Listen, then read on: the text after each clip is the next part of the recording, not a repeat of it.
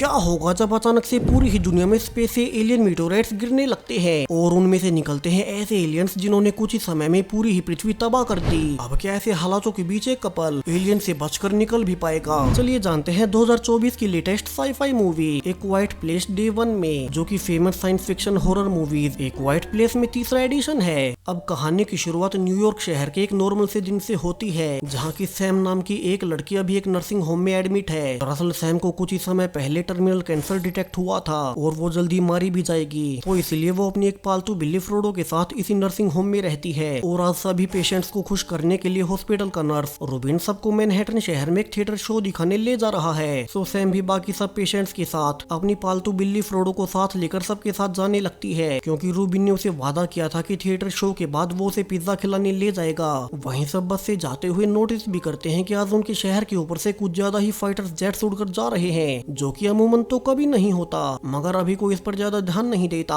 और सब theatre show देखने लगते हैं। इसी बीच सैम की दोस्ती एक फैमिली से भी होती है, जिसमें कि हेनरी अपने बेटे और वाइफ के साथ आया हुआ था। अब चूंकि शो कुछ खास नहीं था, सो सैम फ्रोडो के साथ बाहर घूमने लगती है और खाने के लिए कुछ चॉकलेट्स भी खरीदती है कि तभी रूबिन उसे वापिस से बुलाकर बताने लगता है कि पता नहीं क्यों मगर उसे हर ओर से मैसेजेस आ रहे हैं कि वे अभी ही शहर से निकल जाए और इसी कारण वे पिज्जा खाने भी नहीं जा सकेंगे। अब सैम यहाँ पर गुस्सा होकर बस में बैठ जाती है, क्योंकि वो तो यहाँ आई ही पिज्जा के लिए थी। दरअसल उस पिज्जा वाले पुराने रेस्टोरेंट से उसकी कुछ यादें जुड़ी हुई हैं और अब बाकी पेशेंट्स के बस में बैठने के बाद बस शहर से निकल ही रही थी कि कुछ आगे चलने पर सैम नोटिस करती है कि अचानक से सभी लोग अजीब तरह से बाहर देख रहे हैं। दरअसल अचानक से पूरी ही शहर के ऊपर हजारों मीटोराइट्स दिखाई देने लगे, जो कि स्पेस से आए हुए थे और अब वे एक एक कर शहर में गिरने लगते हैं, जिनमें की एक मीटोराइट सैम की बस के पास भी आ गिरा था और उसकी तेज शॉकवेव से हर डस्ट फैलने से किसी को कुछ भी दिखाई नहीं देता। जबकि सैम अब डरते हुए आगे बढ़ने लगती है कि ये क्या हुआ।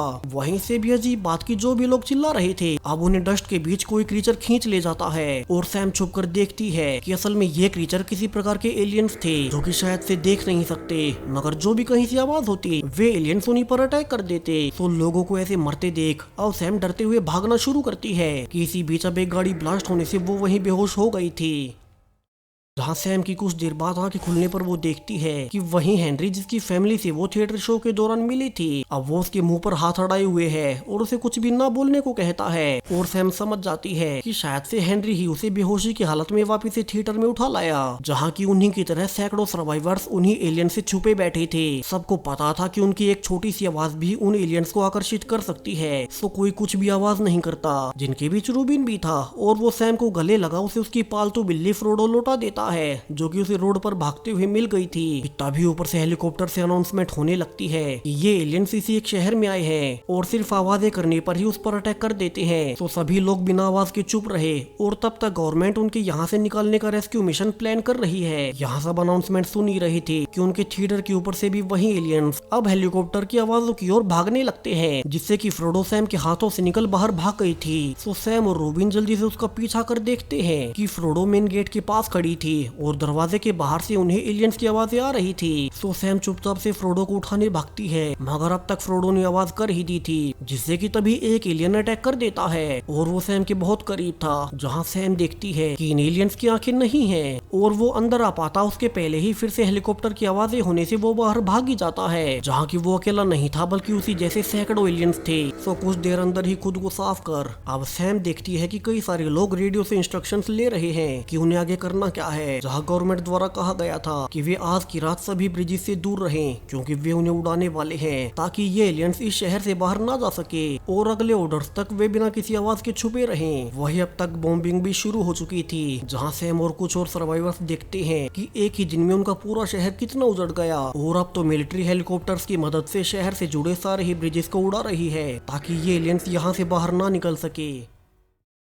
और खुद को ऐसे शहर में फंसा देख अब एक सर्वाइवर डरते हुए चिल्ला भी रहा था वे नहीं बचने वाले और वे कभी भी यहाँ से निकल नहीं सकेंगे। सो हेनरी उसे चुप कराने लगता है ताकि उसकी आवाज करने से कहीं और एलियंस उन पर अटैक ना कर दें। और इसी जद्दोजहद के बीच अब वो आदमी गलती से हेनरी के हाथों मारा गया था, हालांकि सभी को पता था कि हेनरी ने ये जानबूझकर नहीं किया।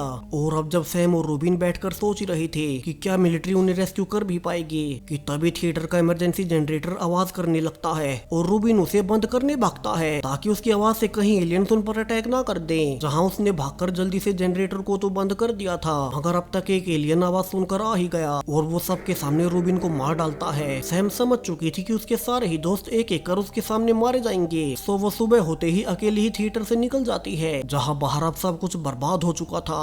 और सैम एक ऐसे ही टूटी हुई स्टोर से खाने पीने की चीजें, सप्लाईज और टॉर्च इकट्ठा कर अब बर्बाद पड़े सड़कों पर निकलने लगती है और फाइनली एक पार्क में जाकर झरने के पास बैठ जाती है, क्योंकि यहाँ पानी के गिरने की आवाजों के बीच उसकी आवाजें दब जाएगी। और वो यहीं पर फ्रोडो को खाना भी खिला रही थी कि उसे दो बच्चे उसी फाउंटेन के नीचे छुपे हुए मिलते हैं, जो कि शायद से कल से ही एलियन से बचने के लिए यहीं भूखे प्यासे छिपे रहे। तो सैम उन्हें अपना खाना देती है, जबकि ऊपर से फिर से हेलीकॉप्टर से अनाउंसमेंट होती है कि अब तक वैज्ञानिकों ने इन एलियंस की कुछ कमजोरियां ऑब्जर्व की है, जिनमें कि ये देख नहीं सकते और न ही इन एलियंस को पानी में तैरना आता है। तो कुछ ही देर बाद आर्मी शहर के बाहर नदी के पास बोट्स खड़ी करेगी और बचे हुए लोग वहाँ बोट्स में आकर निकल सकते हैं, क्योंकि ये एलियंस पानी से डरते हैं और ब्रिजेस को तो आर्मी कल रात ही उड़ा चुकी है, तो इससे ये एलियंस शहर से बाहर नहीं निकल सकेंगे। वहीं आर्मी ने इन एलियंस को भटकाने के लिए कुछ देर के लिए शहर के दूसरी ओर आवाजें करना शुरू कर दी थी, ताकि ये एलियंस आवाज के पीछे वहां चले जाए और तब तक बचे हुए लोग जल्दी से नदी किनारे आ सके।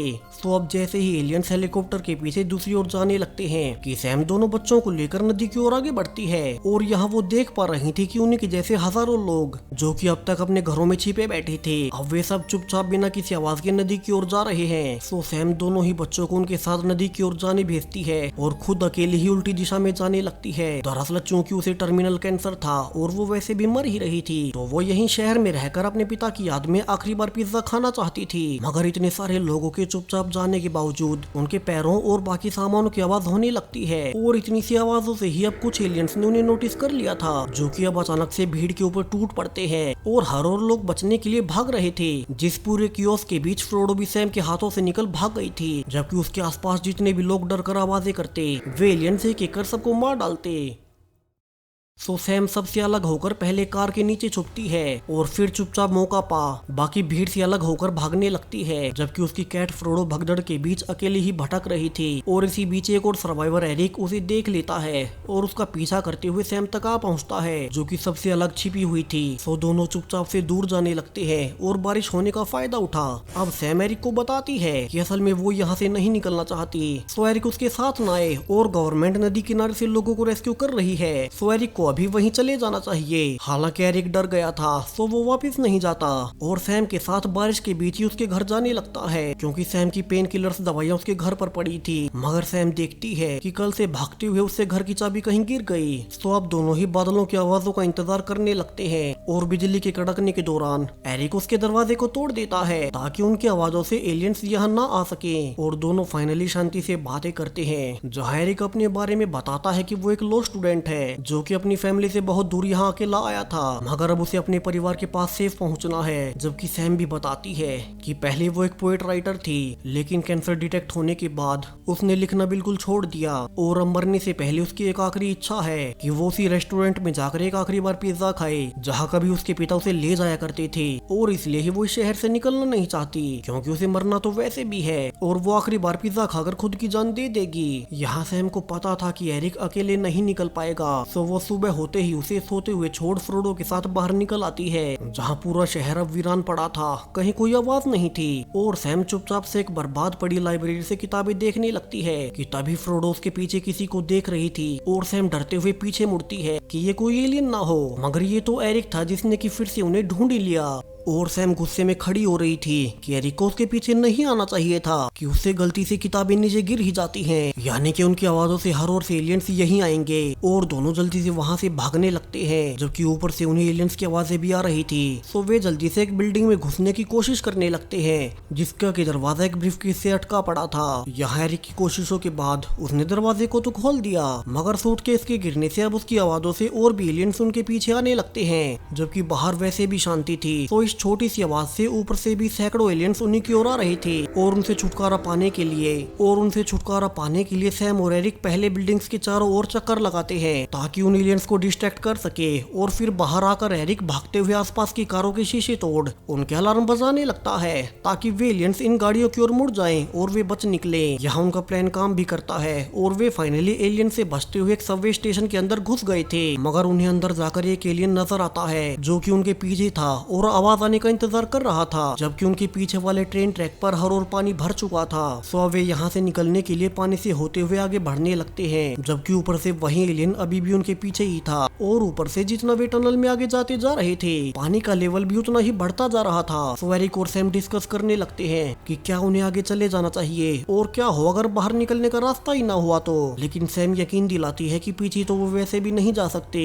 तो वे पानी में आगे ही बढ़ेंगे। जबकि अब तक उस एलियन ने उनकी आवाजें सुन ली थी और वो तेजी से दोनों की ओर अटैक करने लगता है और उसे बचने के लिए अब दोनों ही पानी में कूद जाते हैं। और जैसा कि होना ही था, वो एलियन पानी में तैर नहीं पाता और डूबकर मारा जाता है, जबकि सैम और एरिक किसी तरह से दूसरी ओर पानी से निकल चुके थे। हालांकि अब तक सैम की तबीयत खराब हो गई, तो अब किसी तरह से पास के एक टूटे हुए चर्च में पहुंचकर एरिक सैम को वहीं लेटा देता है, क्योंकि वैसे ही वो कैंसर पीड़ित थी और पानी में कूदने से उसकी हालत और बिगड़ गई। वही अब तो उसके पास उसकी दवाइयां भी नहीं बची थी। सो एरिक सैम से उसकी दवाइयां पूछकर अब अकेला ही पास के मेडिकल स्टोर से लेने जाता है। यहाँ पूरा शहर अब खंडरों में बदल चुका था और एरिक एक टूटी हुई फार्मेसी में घुस सैम की बताई हुई दवाइयां लेने लगता है कि तभी उसे पीछे से एक आवाज आती है और ये तो फ्रोडो ही थी, जो कि शायद से एरिक का पीछा करते हुए यहाँ तक आ गई। तो अब जल्दी से सैम की दवाइयां लेकर एरिक फ्रोडो के साथ वापिस से चर्च में जाने लगता है कि तभी उन्हें पास से एक आवाज आने लगती है और एरिक के पकड़ने के बावजूद फ्रोडो उसी आवाज की ओर चली गई थी। दरअसल ये कंस्ट्रक्शन साइट थी जहाँ की फ्रोडो भाग आई और एरिक भी अब उसके पीछे उसे लेने के लिए आ ही जाता है। दरअसल यहीं पर एक एलियन मीटोराइट गिरा था और यहाँ और भी एलियन एग्स पड़े हुए थे। सो एरिक अब बिना कोई आवाज किए चुपके से फ्रोडो के पास पहुंच उसे उठा ही लेता है और वापिस से चर्च में आकर सैम को जल्दी से उसकी दवाइयां देने लगता है, जो कि अब तक दर्द में तड़प रही थी। और कुछ देर बाद जब सैम की हालत में दवाइयों से कुछ सुधार आता है तो वो एरिक को अपने बारे में बताती है कि जब से उसे कैंसर डिटेक्ट हुआ था तब से उसकी लाइफ का कोई मकसद ही नहीं बचा। उसने किताबें भी लिखनी छोड़ दी जो कि उसे बहुत पसंद थी और वो सिर्फ मरने का इंतजार करने लगी। सो अब उसे आखिरी बार अपने बचपन वाले रेस्टोरेंट का पिज्जा खाने जाना है जहाँ कभी उसके पिता ले जाया करते थे। और अब चर्च में रात बिताने के बाद अगली सुबह फिर से दोनों फ्रोडो के साथ उसी रेस्टोरेंट की ओर जाने लगते हैं, लेकिन उनकी बुरी किस्मत की वो रेस्टोरेंट भी अब तक जल चुका था, जो कि शायद से उसी एलियन अटैक वाले दिन जला होगा। और सैम इसे देख और निराश हो जाती है कि उसकी आखिरी इच्छा भी अधूरी ही रह गई। लेकिन एरिक हार नहीं मानता और उसे एक बिल्डिंग में इंतजार करने को कहकर अब वो अकेला ही जले हुए रेस्टोरेंट के अंदर पिज्जा ढूंढने जाता है। और फाइनली उसे एक पिज्जा मिल ही गया था जहाँ से तीनों साथ मिलकर उसे खाने लगते हैं। और अब इसी बीच सैम को स्ट्राइक होता है कि वो एरिक और फ्रोडो को अपने साथ मरने नहीं दे सकती। तो वे जल्दी से बिल्डिंग की छत पर जाकर देखते हैं कि पास की ही नदी किनारे से एक आखिरी बोट बचे हुए सर्वाइवर्स को लेकर जा रही थी, जिसके बाद शायद से आर्मी इस शहर पर बॉम्ब गिरा देगी ताकि ये एलियंस इस शहर के साथ ही खत्म हो जाएं। हालांकि नदी के किनारे पर बहुत सारे एलियंस भी खड़े हुए थे जिन्हें की बोट की आवाज तो आती है, मगर पानी से डरने के कारण वे आगे नहीं जा सकते।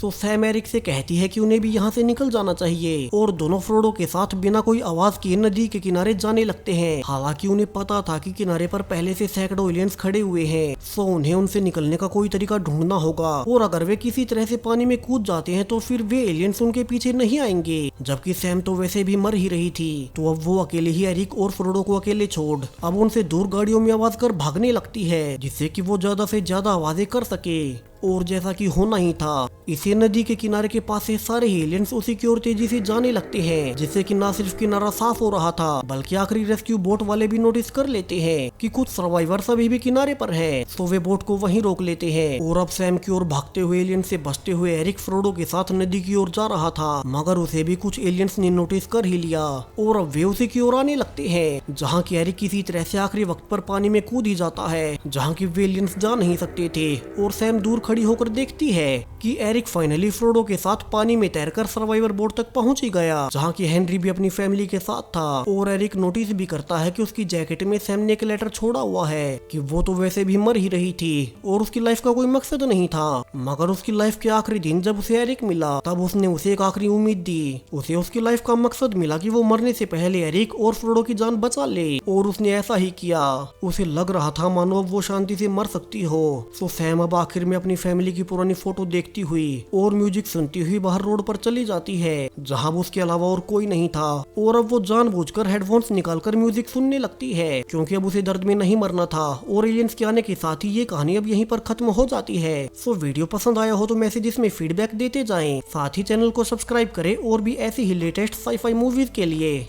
Thank you.